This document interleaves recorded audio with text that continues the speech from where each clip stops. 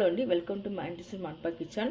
మనం one day trip వెళ్ళాలన్నా, morning breakfast చేసుకోవాలన్నా, లేదా లంచ్ బాక్స్లోకి చేసుకోవాలన్నా ఈ పుదీనా రైస్ మాత్రం సూపర్ టేస్ట్గా అదిరిపోతుంది.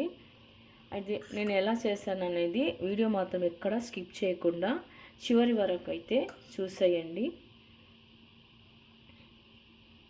మనం పుదీనా రైస్ చేసుకోవడానికి ఇలా కనుక మసాలా చేసి పెట్టుకున్నట్లయితే అదిరిపోతుందండి. సూపర్ టేస్ట్ ఉంటుంది, గుమగుమలాడుతూ చాలా బాగుంటుంది.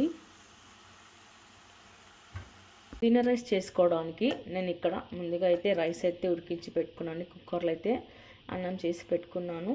ఇప్పుడు మనం ఈ రైస్ని ఒక బౌల్లోకి అయితే వేసుకొని చల్లార్చుకుందాము. ఇలా మొత్తం బౌల్లోకి వేసుకొని పొడి పొడిగా అయ్యే వరకు మనం ఇదంతా చేసుకొని పెట్టుకోవాలి. రైస్ని అంతా ఇలా బౌల్లోకి వేసి పెట్టుకున్న తర్వాత కాసేపు పక్కన పెట్టుకుందాము. ముందుగా మనము ఒక మిక్సీ జార్ తీసుకోవాలండి. అందులోకి క్లీన్ చేసి పెట్టుకున్న పుదీనా వేసుకుందాము. అలాగే క్లీన్ చేసి పెట్టుకున్న కొత్తిమీర వేసుకోవాలి. ఆ తర్వాత అల్లం వెల్లుల్లి, ఇప్పుడు సన్నగా కట్ చేసి పెట్టుకున్న టమాటా ముక్కలు, తర్వాత 4 పచ్చిమిర్చి, కొద్దిగా సాల్ట్ వేయడం వల్ల కలర్ మారకుండా ఉంటుంది. ఇప్పుడు మనం మిక్సీ పట్టి ఫైన్గా పేస్ట్ చేసి పెట్టుకోవాలి. ఇలాంతా ఫైన్గా పేస్ట్ చేసి పెట్టుకోవాలి. ఇప్పుడు మనం ఒక కడాయి పెట్టుకున్న అందులో 3 టేబుల్ స్పూన్ వరకు ఆయిల్ వేసుకోవాలి. ఆయిల్ హీట్ అయిన తర్వాత పోపు సామాన్లు వేసుకోవాలి. ఆవాలు, జీలకర్ర, మినపగుళ్ళు, పచ్చిశనగపప్పు, తర్వాత జీడిపప్పు, క్యాషూ నట్ వేసుకోవాలి.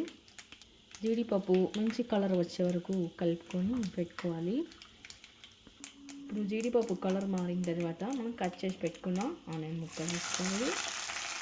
ఆ తర్వాత గ్రీన్ చిల్లీ, మీరు తినే కారాన్ని బట్టి మిర్చి వేసుకోండి.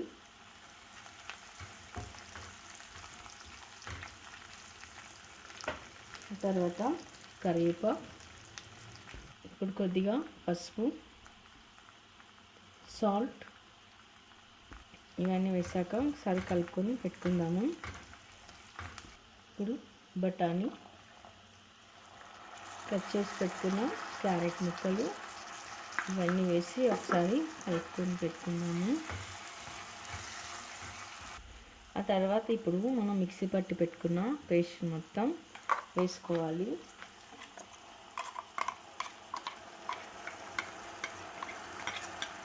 ఇదంతా వేసి పెట్టుకున్న తర్వాత పుదీనాలోని పచ్చివాసన పోయే వరకు మనం కలుపుకొని పెట్టుకోవాలి.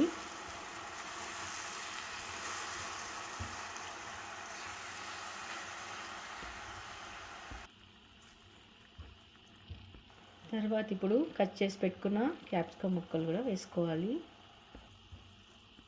ఇప్పుడు పుదీనా గుజ్జు బాగా ఉడికి ఆయిల్ ఇలాంతా పైకి వెళ్ళాలి.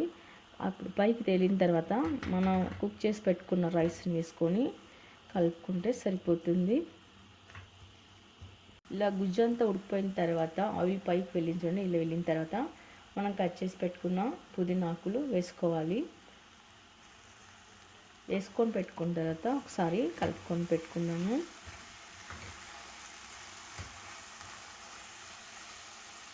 చూడండి, గుజ్జు అంతా చక్కగా రెడీ అయిపోయింది. ఇప్పుడు రైస్ వేసి మనం కలుపుకొని పెట్టుకోవాలి.